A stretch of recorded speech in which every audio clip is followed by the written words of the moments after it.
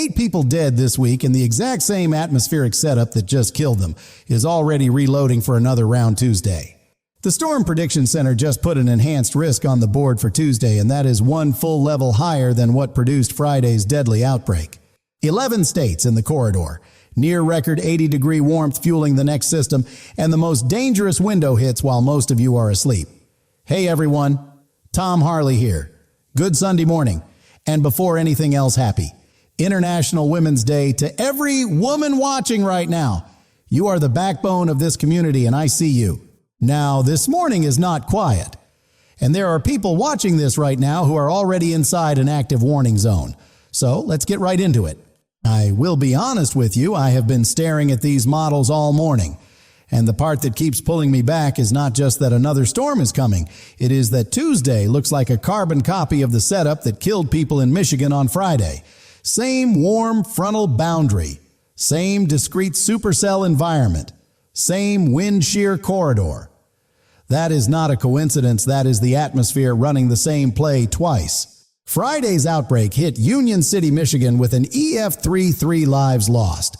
Homes ripped off foundations. A separate tornado crossed a frozen lake near Three Rivers. Northeast Oklahoma near Tulsa. Northeast Texas. Southwestern Arkansas all hit. 8 people did not make it home. I need you to carry that into what I'm about to tell you about Tuesday. But before we get to Tuesday, this morning is not done. And if you are in the South right now, this is the part where I need you to put your phone down flat and actually listen. Right now, Sunday morning, March 8th, we have a squall line pushing from Ohio all the way back to central Texas. And the leading edge of this thing is already producing spin-up tornado risk, damaging winds in the 60 to 70 miles per hour range, and quarter-size hail. Squall lines are sneaky, the tornadoes are wrapped in rain, and you cannot see them coming. Charleston, West Virginia. A severe thunderstorm watch is in effect for you right now. Winds already gusting 20 to 30 miles per hour, with an embedded tornado threat in this line. This is not a watch it from the porch situation. Find your lowest floor in an interior room before this squall line gets to you, right now. Not after you finish your coffee. Houston at 72 degrees. Southeast winds 10 to 20 miles per hour. You have got an active severe thunderstorm watch with large hail and damaging winds pushing your way this morning. I know 72 degrees feels like cookout weather, but that warmth outside is exactly what is feeding this thing. Do not let it fool you. Atlanta at 78 degrees. South winds 15 to 25 miles per hour. The NWS has flagged you for tornado and severe thunderstorm risk today. Birmingham at 76, same deal. Y'all down in the deep south know how this goes, calm and warm, and then the curtain drops fast. Today is one of those days. Charlotte at 76 degrees. Raleigh at 79, severe thunderstorms likely later today into the afternoon hours. Primary threats are straight-line damaging winds and large hail. New Orleans at 76 with a slight risk of tornadoes and hail. Baton Rouge at 77, right behind you. The whole Dixie Alley corridor from East Texas through Louisiana and Mississippi is in it today. And here is the thing that does not make the flashy graphics but genuinely worries me, Jackson. Mississippi at 74 degrees has a severe risk for large hail today. East Texas, Louisiana, Arkansas. Your soil is already soaked from earlier this week. Another 1 to 3 inches on top of saturated ground means flash flooding can happen totally separate from any tornado risk. That is 2 threats at once. Pittsburgh at 52 degrees, still seeing some severe storm potential through early this afternoon. Columbus at 50 with breezy and cold conditions, Ohio Valley. Y'all caught the rough end of yesterday's system and today is not fully clear yet. Hang in there, Monday genuinely is a breather for you. Quick check-in before we move on, and I read every single comment. I mean that. Drop one word below right now. Are you in the path today or are you watching from safe? I want to know where folks are sitting right now. That one comment takes you 5 seconds and it helps me shape tomorrow's update. All right, so Monday, March 9th. Here is the honest truth about Monday. It is your prep window, and you need to use it on purpose because by Tuesday afternoon, it is way too late to start getting ready. Use Monday to locate your shelter spot. Charge every device in the house. And make sure those emergency alerts are cranked up loud. Monday does carry a low end. Conditional tornado risk in the deep South Arkansas, Louisiana, Northeast Texas, possibly into Mississippi contingent on Supercells actually organizing, if they do.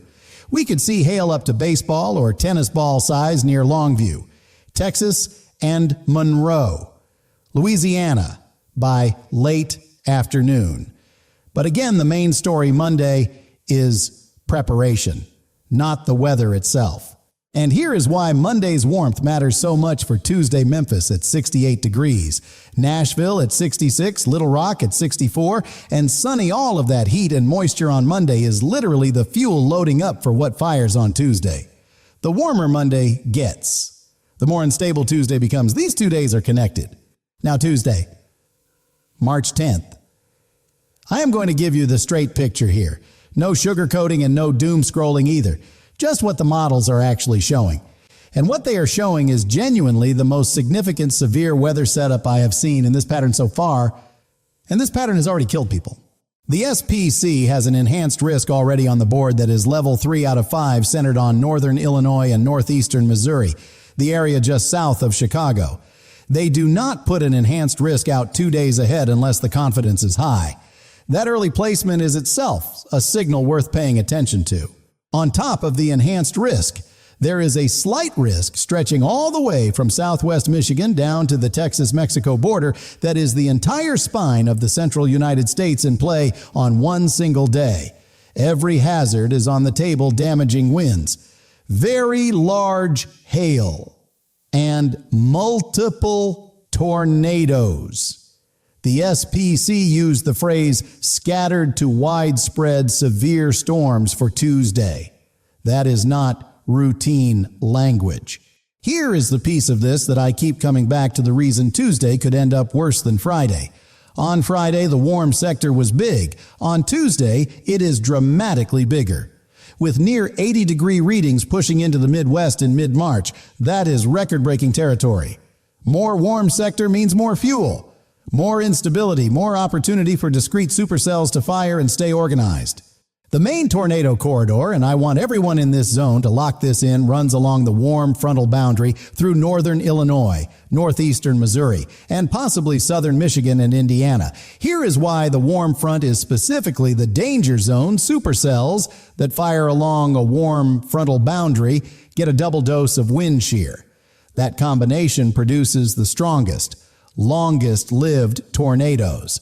It is exactly the same reason Union City got hit Friday. Chicago Metro, Naperville, Aurora, Rockford, Freeport, the Quad Cities. Y'all are right inside the enhanced risk zone. I am not saying this to rattle anyone. I am saying it because the same setup that produced the EF3 in Michigan is setting up again. And it is setting up right on top of you. Tuesday, you need to be locked in all day, not just checking your phone once in the morning. Kansas City at 54 degrees this morning. Tuesday puts you in the slight risk zone. Wichita at 56, Des Moines at 48, Omaha at 50. The whole Plains corridor has roughly 36 to 48 hours to get ready. Use every hour of it. Dallas and Fort Worth at 68 to 69. You are in the Tuesday picture mostly as a wind and large hail risk. But the dry line setting up just west of the Metroplex is a wild card. If a discrete cell fires out ahead of that line, the tornado risk goes up fast. Oklahoma City at 64 this morning. Calm and clear Tuesday brings you back into a marginal risk with the cold front and dry line setting up near your metro. I know y'all are tired after this week. I know it feels like every time you catch a breath, another system rolls in. But one well-organized supercell is all it takes. And Tuesday has the ingredients for more than one. Now, let me give you the Tuesday timing. Not just Tuesday is bad, but specifically when you need to be on alert. Early afternoon storms increasing across Texas and Oklahoma. 3 to 4 p.m. supercells possible near the warm front in Missouri and Illinois. This is when the enhanced risk zone gets active. 7 p.m. severe weather threat ramps up hard. Multiple supercells likely west of Chicago with elevated tornado risk. Then 10 to 11 p.m. A full squall line begins organizing from central Texas through central Kansas, and from there it marches east through the overnight hours. That overnight stretch. Folk storms moving through while people are sound asleep. Sirens going off at midnight. Phones buzzing on nightstands. That is the window I am most concerned about. Not the strongest part of Tuesday, the most dangerous. Indianapolis at 48 this morning. Fort Wayne at 46. Both of you are in the Tuesday evening threat zone and then potentially catch the system again as it exits Wednesday morning. Cincinnati at 52. Pittsburgh at 52. Wednesday's cold front tracks right through the Ohio Valley. And the storm energy for Wednesday is real. Cleveland at 46 with a lakeshore flood warning already in effect. The Ohio Valley is going to feel this from Tuesday evening straight through Wednesday. Wednesday, March 11th, the threat shifts east from Texas all the way through the Ohio Valley, Cleveland south to Nashville, Jackson, Mississippi, New Orleans, all of you come back into play. Wednesday, and I want to be straight about something, the tornado risk on Wednesday is actually likely higher than what we saw on Saturday's squall line.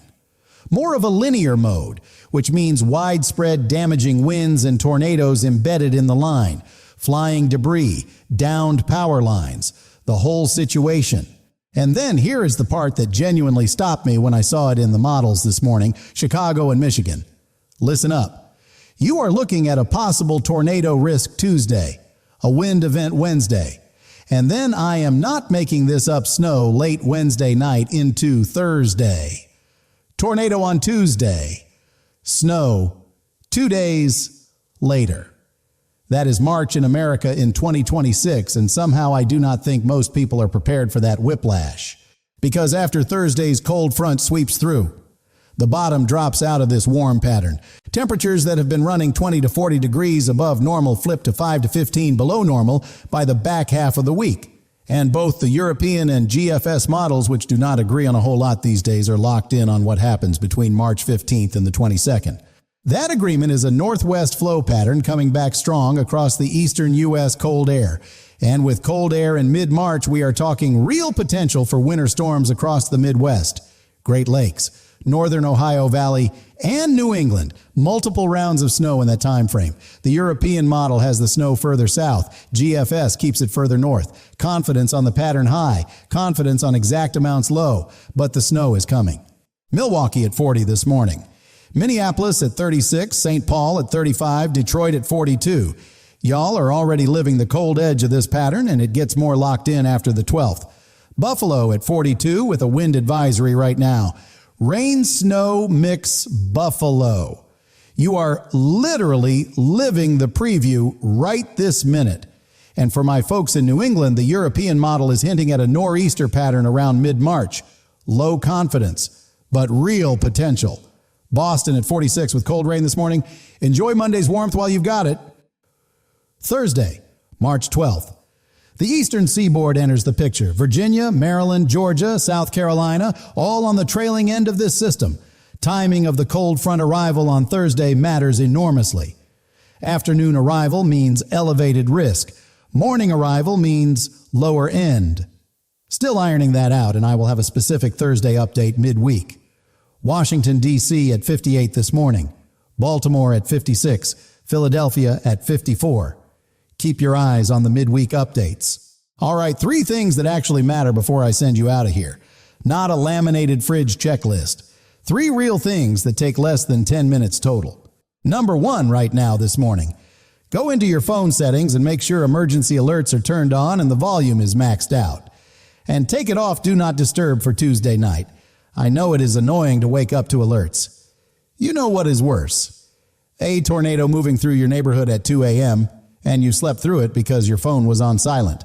Number 2, decide your shelter spot before Tuesday, not during the storm. Lowest floor, interior room, no windows, a bathroom, a hallway, under the stairs. 30 seconds to decide. Tell everybody in your house right now. Done. When the sirens go off at midnight Tuesday, you will not be scrambling. Number 3, and this one I feel strongly about. Think of one person in your life who is probably not watching this. A neighbor who is older, a college kid in an apartment in Nashville or Indianapolis, a relative in Oklahoma City.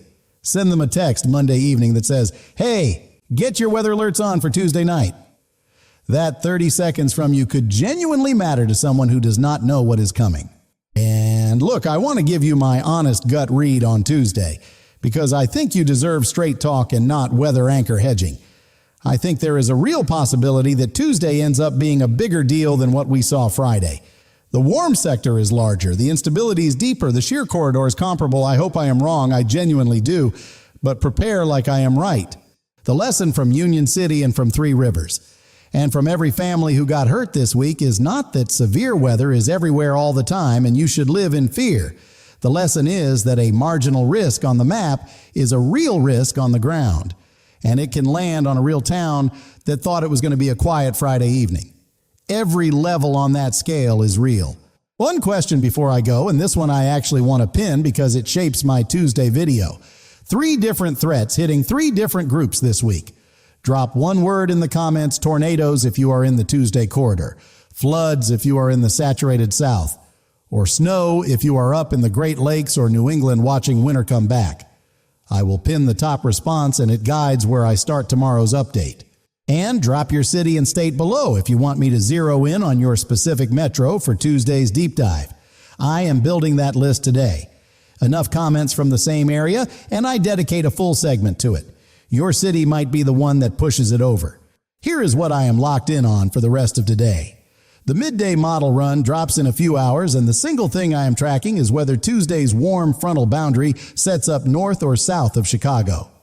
That 50-mile difference is the difference between the highest tornado threat clipping the south suburbs or staying just to the north. I will have that answer first thing tomorrow morning, and it changes the whole picture for the Chicagoland area. That is what I have got for you this Sunday morning. Tom Harley, please look out for your neighbors this week. Share this if someone you know is in the path of any of this. And if you are already in a warning zone right now, get to your safe spot. We will be back tomorrow morning with a full Tuesday breakdown. Stay safe out there, everybody.